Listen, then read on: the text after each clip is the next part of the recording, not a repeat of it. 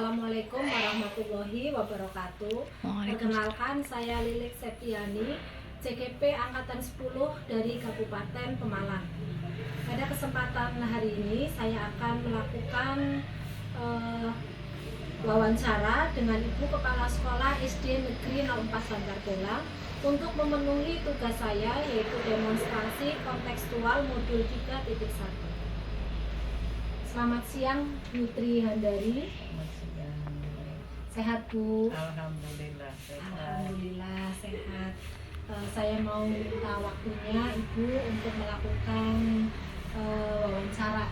Yaitu yang pertama, selama ini bagaimana yang Ibu lakukan untuk mengidentifikasi kasus-kasus yang merupakan dilema etika atau rujukan moral? Iya. Sebelumnya untuk menjawab pertanyaan Bu Lili, untuk mengidentifikasi kasus-kasus yang merupakan kasus dilema etika ataupun rujukan moral, kita harus tahu dulu apa perbedaan antara kasus dilema etika dan rujukan moral. Jadi kalau kasus dilematika, maksudnya di sini suatu kasus di mana di sana muncul dari dua pihak tapi sama-sama benarnya tapi saling bertentangan, kayak gitu kalau dilematika. Tapi kalau di rujukan moral itu jelas kita dapat membedakan mana yang salah dan mana yang benar. Untuk itu cara mengidentifikasi kasus, kita cari dulu akar masalahnya. Setelah itu nanti baru kita bentuk suatu tim, karena dalam suatu instansi itu keputusan tidak di tangan kepala sekolah saja. Jadi kita butuh bermusyawarah. Untuk itu, untuk mengidentifikasi kasus, paling nggak kita tahu duduk permasalahannya atau akar masalahnya terlebih dahulu. Begitu, Bu Lili. Baik, Bu, untuk pertanyaan selanjutnya, selama ini bagaimana Ibu menjalankan pengambilan keputusan di sekolah, terutama untuk kasus-kasus di mana ada dua kepentingan yang sama-sama benar atau sama-sama mengandung nilai kebajikan? Iya, berarti itu contoh kasus dilematika karena sama-sama benar dan mengandung nilai kebajikan. Untuk itu, yang pertama kita harus mengidentifikasi permasalahan yang ada, kemudian kita harus melibatkan pihak-pihak mana yang bermasalah, kemudian kita juga melibatkan stakeholder yang ada di sekolah tersebut, sehingga kita dapat duduk bersama, kemudian bermusyawarah untuk menyelesaikan masalah tersebut. Karena apa? Karena kebijakan yang kita keluarkan dari sekolah itu nantinya akan menjadi acuan atau akan menjadi rujukan atau menjadi teladan bagi warga sekolah. Maka dalam pengambilan keputusan harus benar-benar hati-hati dan tidak memihak salah satu pihak, begitu. Ya, untuk pertanyaan yang ketiga ini, Bu, langkah-langkah atau prosedur seperti apa yang bisa Ibu lakukan selama ini? Untuk mengatasi permasalahan yang ada di dalam satu sekolah, baik itu dilema etika maupun rujukan moral, yang pertama yang seperti saya sampaikan tadi, satu, mengidentifikasi masalah.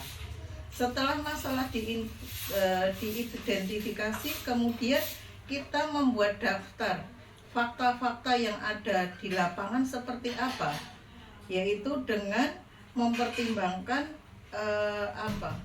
opsi yang terbaik dalam pengambilan keputusan tersebut. Kalau sudah, yang terakhir kita berusaha mencegah agar masalah tersebut tidak timbul, gitu. Ya, Bu, untuk yang keempat ini, Bu, hal-hal apa saja yang selama ini Ibu anggap efektif dalam pengambilan keputusan pada kasus-kasus dilema etika? Iya. Langkah-langkah ya dalam pengambilan keputusan, yang pertama yaitu mengenali nilai-nilai mana saja yang bertentangan atau nilai-nilai yang sesuai dengan aturan. Berarti tadi mengidentifikasi masalah. Yang kedua, menentukan pihak yang terkait, pihak yang bermasalah itu siapa saja. Kemudian mengumpulkan fakta yang relevan yang terjadi di lapangan. Kemudian menguji kebenaran fakta tersebut.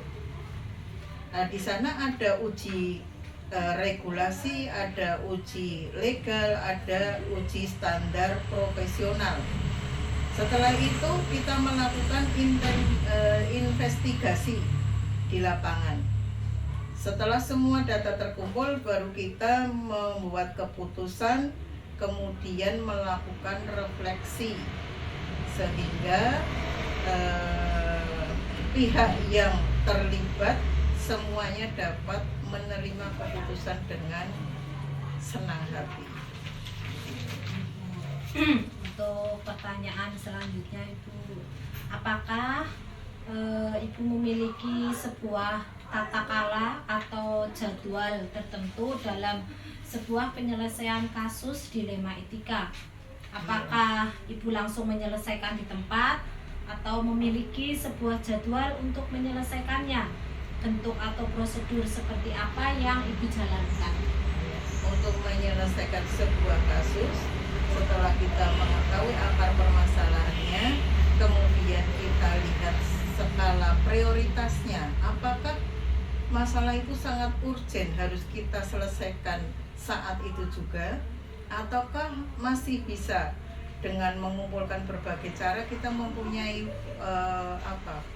waktu untuk mencari fakta atau data lapangan, sehingga kita harus melihat masalahnya, apakah masalah itu sangat penting ataukah bisa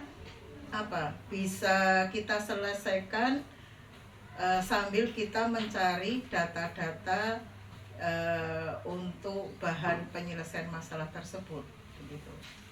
Ya Bu, untuk ini Bu, adakah seseorang atau faktor-faktor apa yang selama ini mempermudah atau membantu Ibu dalam pengambilan keputusan pada kasus-kasus dilema etika? Iya. Faktor yang mempermudah atau membantu kami dalam menyelesaikan setiap masalah, yang pertama yaitu karena kita bekerja dengan tim atau stakeholder yang ada di SD, di sekolah tersebut, maka semua stakeholder dalam ini kepala sekolah, guru, masyarakat, wali siswa, siswa sendiri harus terlibat. Nah, untuk pengambilan keputusan tidak serta-merta kepala sekolah mempunyai wewenang. Nah, makanya harus melalui musyawarah untuk mufakat dan melibatkan semua warga sekolah, sehingga memang yang tanggung jawab tentu kepala sekolah, tapi dalam mengambil keputusan kepala sekolah dibantu oleh rekan-rekan guru dan warga sekolah yang lain. Ya Bu, sekarang yang terakhir, dari semua hal yang telah disampaikan, pembelajaran apa yang dapat Ibu petik dari pengalaman Ibu pada saat pengambilan keputusan dilema etika? Iya.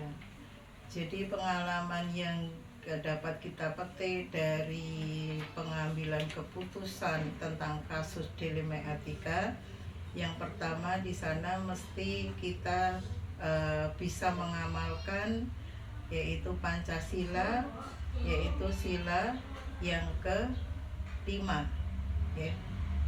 Sila permusyawaratan ya. Sila ke-4 di sana. Jadi itu pentingnya musyawarah untuk mufakat. Itu pentingnya kita berkolaborasi dengan rekan kerja, pentingnya kita bersosialis dengan warga masyarakat, sehingga antara warga masyarakat, sekolah, peserta didik tidak ada jarak. Di sana ada komunikasi, di sana ada kesepakatan bersama, di sana tidak ada sekat, ya. Jadi kita melakukan kerjasama dengan pihak luar dengan baik. Terima kasih untuk waktunya. Alhamdulillah pertanyaan-pertanyaan sudah dijawab dengan baik.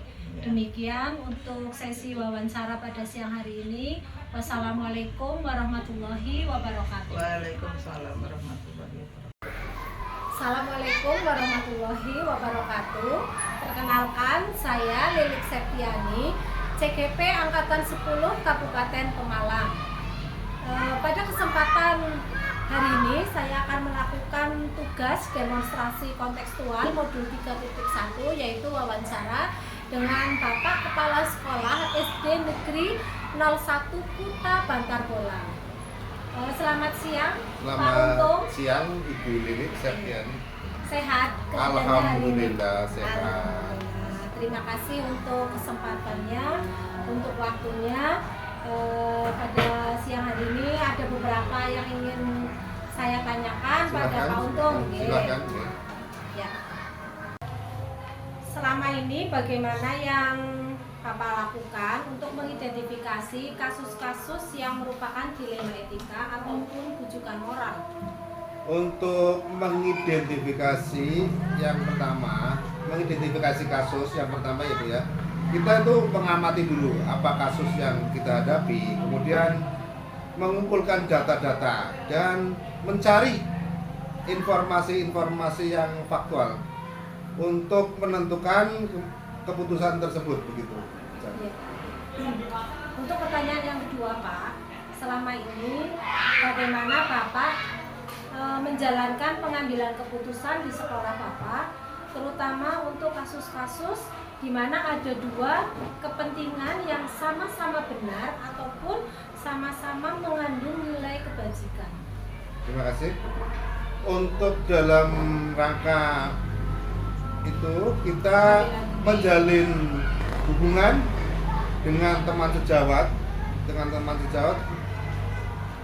dalam mengambil keputusan-keputusan yang benar-benar bisa dipahami, karena ada permasalahan-permasalahan, perbedaan-perbedaan permasalahan di setiap problem atau kejadian-kejadian itu, perbedaan-perbedaan masalah begitu. Baik Pak, untuk pertanyaan yang ketiga, langkah-langkah atau prosedur seperti apa yang bisa Bapak lakukan selama ini? Yang pertama itu langkah-langkahnya kita datang ke lapangan, terjun langsung ke lapangan, terus mencari informasi atau menggali informasi ke berbagai pihak, misalnya wali murid atau komite atau lingkungan sekitar untuk pengambilan keputusan-keputusan tersebut.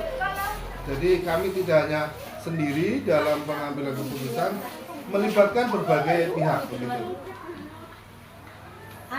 Hal-hal apa saja yang selama ini Bapak anggap efektif dalam pengambilan keputusan pada kasus-kasus dilema etika?